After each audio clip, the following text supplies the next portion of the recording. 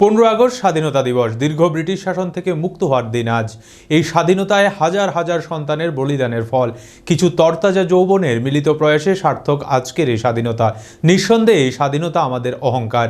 সমগ্র দেশের সাথে আমাদের এই ছোট্ট পার্বত্য রাজ্য ত্রিপুরাতেও পালিত হলো স্বাধীনতা দিবস। সমাজের প্রতিষ্ঠিত ব্যক্তি থেকে অন্তিম ব্যক্তি অবধি পালন করে এই স্বাধীনতা দিবস। রাজ্যপাল, মুখ্যমন্ত্রী, সাংসদ থেকে শুরু করে সমাজের সমস্ত অংশের জনগণ এই দিনটি উদযাপনের সাক্ষী থাকলো। বৃহস্পতিবার সকালে সরকারিভাবে স্বাধীনতা দিবসের মূল অনুষ্ঠানকে আগরতলা আসাম রাইফেলস ময়দানে পালিত হয়। সেখানে আনুষ্ঠানিকভাবে জাতীয় পতাকা উত্তোলন করেছিলেন মুখ্যমন্ত্রী ডক্টর মানিক সাহা। এই অনুষ্ঠানে উপস্থিত থেকে কিছু উল্লেখযোগ্য প্যাকেজ ঘোষণা করে মুখ্যমন্ত্রী। তার মধ্যে উল্লেখযোগ্য হল আগরতলা থেকে হায়দ্রাবাদ বিমান চলাচল। তাছাড়া তিনি রাজ্যবাসীর সম্মুখে বিশেষ বিশেষ প্যাকেজ নিয়ে আলোচনা করেন। সেই সাথে তিনি আসাম রাইফেল ময়দানে পুলিশ পদক বিতরণ করেন। 2023-24 অর্থবর্ষে মোট 1,21,512 হেক্টর চাষযোগ্য জমিকে নিশ্চিত সেচের আওতায় নিয়ে এসেছে।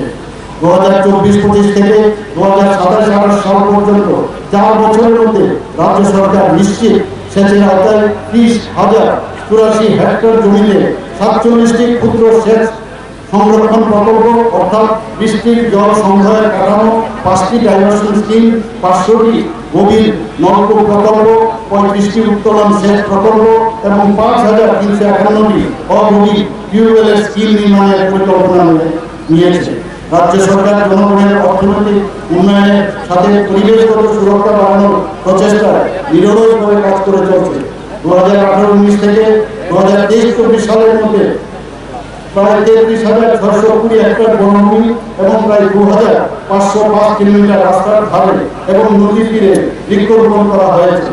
31 মার্চ 2024 পর্যন্ত প্রায় 12,632 হেক্টরে বনাঞ্চলে বনায়ন করা হয়েছে।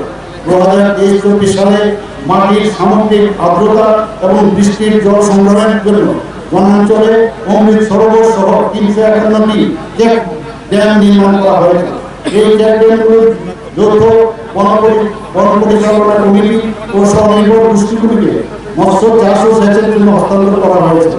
মুখ্যমন্ত্রী স্বনির্ভর পরিবার যোজনার অধীনে বন দপ্তর প্রায় 2 লক্ষ পরিবারের মধ্যে 10 লক্ষ চারা বিতরণের মাধ্যমে গ্রামীণ পরিবারের নাগরিকদের মধ্যে পুষ্টি, পরিবেশগত এবং আর্থিক স্বনির্ভরতা বাড়ানোর পরিকল্পনায় গুরুত্বপূর্ণ ভূমিকা পালন করেছে। 2023-24 অর্থ বছরে এখন পর্যন্ত 749টি গ্রামে 1,58,000 পরিবারকে মোট 7,92,000 চারা বিতরণ করা হয়েছে। সকল অংশের জনগণের অংশগ্রহণের মাধ্যমে রাজ্য সরকার সফলভাবে বৃক্ষরোপণ অভিযান পরিচালনা করেছে। 2024-25 অর্থবর্ষের জন্য 5 জুলাই 2024 একটি গণ বৃক্ষরোপণ অভিযান আয়োজন হয়েছিল, যেখানে রাজ্য জুড়ে 5 মিনিটে মোট 6,21,000 চারা রোপণ করা হয়েছে। কৃষকদের আয় বৃদ্ধির লক্ষ্যে আমাদের সরকার 2018 সালের ডিসেম্বর মাসে কৃষকদের কাছ থেকে সরাসরি ন্যূনতম সহায়ক মূল্যে ধান সংগ্রহের কাজ শুরু করেছিল, যা এখনো অব্যাহত রয়েছে। এখনো অবধি রাজ্য সরকার মোট 2,08,000 মেট্রিক টন ধান সংগ্রহ করেছে, যার মধ্যে ন্যূনতম সহায়ক মূল্য 405,9,00,000 টাকা। 36,411 মেট্রিক টন ধান গত 1 বছরে সংগ্রহ করা হয়েছে, যার ন্যূনতম সহায়ক মূল্য 78,86,00,000 টাকা। কোভিড-19 মহামারী পরবর্তী সময়ে অর্থনৈতিক চ্যালেঞ্জের পরিপ্রেক্ষিতে সমাজের দুর্বল অংশে জনগণের সহায়তার প্রয়োজনীয়তা স্বীকার করে ভারত সরকার প্রধানমন্ত্রী গরিব কল্যাণ অন্ন যোজনার অধীনে একটি নতুন সম্মানিত কর্মসূচি চালু করেছে, যা জাতীয় খাদ্য নিরাপত্তা আইনের অধীনে নিয়মিতভাবে বিনামূল্যে খাদ্যশস্য প্রদানের সংস্থান করছে। এই প্রকল্পের অধীনে গত 1 বছরে রাজ্যে প্রায়োরিটি হাউসহোল্ড এবং অন্তর্দয় অন্ন যোজনার সুবিধাভোগীদের বিনামূল্যে মোট 1,61,000 মেট্রিক টন চাল বিতরণ করা হয়েছিল। এতে ভুক্তভোগীর পরিমাণ 643 কোটি টাকা।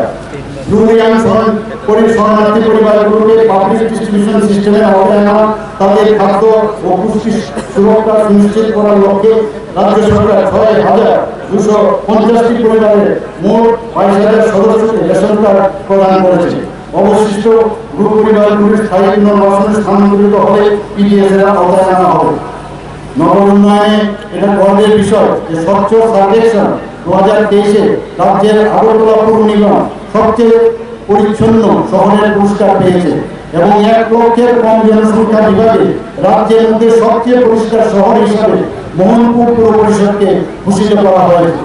প্রধানমন্ত্রী আবাস যোজনা শহরের আওতায় এখন পর্যন্ত 9,191টি গৃহ নির্মাণের কাজ শেষ হয়েছে।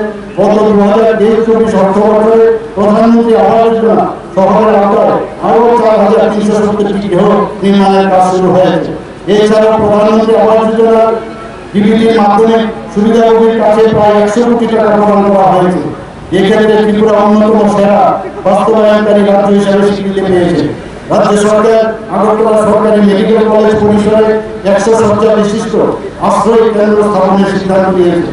এছাড়াও আমবাসা পৌর পরিষদ এলাকায় গৃহহীনদের জন্য একটি দ্বিতীয় আশ্রয় কেন্দ্র নির্মাণের কাজ চলছে। রাজ্য সরকার উদয়পুর, মেলাঘাট, বিলুনিয়া, রানীবাজার এবং মোহনপুর এই 5টি শহরে বজ্র জল ও নোংরা জল শোধনের কাজ শুরু হয়েছে। অবশিষ্ট 6টি শহর ধর্মনগর, কৈলাসহর, কুমারঘাট, আমবাসা, ভোয়া এবং তেলিয়ামুড়ায় শীঘ্র কাজ শুরু হবে। 11টি শহরের জন্য প্রকল্প খরচ হবে 95 কোটি 68 লক্ষ টাকা। ত্রিপুরা আরবান ডেভেলপমেন্ট অথরিটি অর্থাৎ টুডা আগরতলা পৌর নিগম ছাড়া বাকি 19টি শহরের মাস্টার প্ল্যান তৈরির জন্য উদ্যোগ গ্রহণ করেছে। রাজ্য সরকার পিএফের সাথে একত্রিত হয়ে আগামী 5 বছরে 1,500 কোটি টাকা ব্যয়ে রাজ্য জুড়ে নগর পরিকাঠামো উন্নয়নের জন্য মুখ্যমন্ত্রী নগর উন্নয়ন প্রকল্প নামে একটি নতুন প্রকল্প প্রস্তাব করছে। গ্রাম উন্নয়ন পঞ্চায়েতে রাজ্য সরকার নাগরিকদের জীবনযাত্রা স্বাচ্ছন্দ্য বাড়াতে এবং গ্রামীণ স্থানীয় সংস্থাগুলিতে নাগরিকদের বৃহত্তর অংশগ্রহণ সুনিশ্চিত করতে বিভিন্ন কর এবং অন্যান্য স্টেক হোল্ডারদের থেকে নানা ধরনের ক্রিয়ার জন্য বিভিন্ন স্তরে এমনকি গ্রাম স্তরেও ইউপিআই ভিত্তিক নগদ ঋণ লেনদেন চালু করছে। রাজ্য সরকার ভারত সরকারের পঞ্চায়েত রাজ মন্ত্রকের রাষ্ট্রীয় গ্রাম সড়ক অভিযান প্রকল্পে রাজ্যের মধ্যে এক্সপোজার ভিজিট পরিচালনার জন্য গ্রাম উন্নয়ন নামে একটি বিশেষ উদ্যোগ গ্রহণ করেছে। এই অভিযানে একটি গ্রামীণ স্থানীয় সংস্থার জনপ্রতিনিধি ও আধিকারিকগণ সর্বোত্তম অনুশীলনগুলি সম্পর্কে ধারণা নিতে অন্য একটি গ্রামীণ স্থানীয় সংস্থায় পরিদর্শন করবেন। এই দিন স্বাধীনতা দিবস উপলক্ষে সাংসদ বিপ্লব কুমার দেব জাতীয় পতাকা উত্তোলন করেন এবং তারপর তিনি আদানপাড়াতে স্বাধীনতা দিবস পালন করে ও জনজাতি ভাই বোনদের সাথে সময় কাটান। এই স্বাধীনতা দিবসকে কেন্দ্র করে প্রাক্তন কেন্দ্রীয় প্রতিমন্ত্রী প্রতিমা ভৌমিক উনার সরকারি বাসভবনে জাতীয় পতাকা উত্তোলন করেন এবং পরবর্তীতে ধনপুর তিরঙ্গা যাত্রা অভিযানে অংশগ্রহণ করেন। সর্বোপরি শাসক থেকে বিরোধী সকলেই স্বাধীনতা দিবস যথাযথ মর্যাদায় পালন করে ত্রিপুরায়। নিজস্ব প্রতিনিধি রিপোর্ট, এশিয়ান টাইম।